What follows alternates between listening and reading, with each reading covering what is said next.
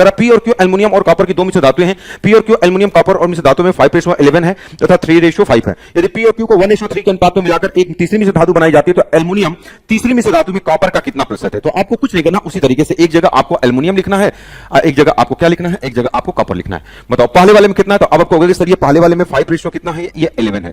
दूसरे वाले में कितना है, तो आपको होगा सर 3 कितना होगा 5। तो मैंने आपको क्या बताया था, इस वाली बात को समझिएगा। ये 11 5 कितना है 16, अब 5 3 कितना 8, पहले इनको बराबर करो। तो ये 16 है या 8 है, तो आपको सर अगर ऊपर वाले में अगर एक का गुणा हो जाएगा और नीचे वाला 2, तो देखो 11 5 16 इकाई 16, अब 5 3 8 8 गुना 16 बराबर हुआ। लेकिन कह रहा इसे बराबर नहीं, 1:3 के अनुपात में लो, यानी पहला वाला 1 होना चाहिए, पहला वाला 1 होना चाहिए और दूसरे वाले में कितने का गुणा होना चाहिए, तो आपको सर 3 का। बस आप इसको सॉल्व कर दो। तो पहले वाले में 1 का गुणा है तो कोई मतलब नहीं है, बस आप इसी को सॉल्व कर दो, आंसर आ जाएगा। देखो पहले वाले में 1 का गुणा करोगे तो 5 आ जाएगा। यहां देखो तो इसका 3 दूना 6, तो 6 3 कितना होगा 18, 18 और 5 कितना हो जाएगा, तो आपको सर ये 23 हो जाएगा। 23 कैसे है बात समझना, 1 का गुणा करोगे तो 5 आएगा, 3 दूना 6, 6 3 18, 18 5 23, तो 11 हो जाएगा और 3 दूना 6, 6 5 23, 30 और 11 कितना हो जाएगा 41। अगर कभी पूछता है कि अनुपात पूछता तो आप 23 और 41 बता दोगे, लेकिन ये नहीं पूछा। ये एल्युमिनियम है और ये कॉपर है, तो कह रहा बताओ एल्युमिनियम तीसरी मिश्र धातु में कॉपर का कितना प्रतिशत है। तो बताओ कॉपर ये है, अच्छा इसमें कह रहा का कितना परसेंट, किसका, कॉपर का कितना परसेंट। तो मैंने आपको परसेंटेज के अंदर पढ़ाया है कि जिसके आगे कितना परसेंट लिखा उसे नीचे लिख लेते हैं। तो ऑफ परसेंटेज बराबर, अगर ऑफ परसेंटेज अगर आपसे पूछा है तो 23 को ऊपर लिखो, अब बटे के क्या लिखो 41, अगुड़े क्या कर दो 100, तो बराबर कितना हो जाएगा आपको सर ये 2300 हो जाएगा, अब बटे कितना हो जाएगा 41।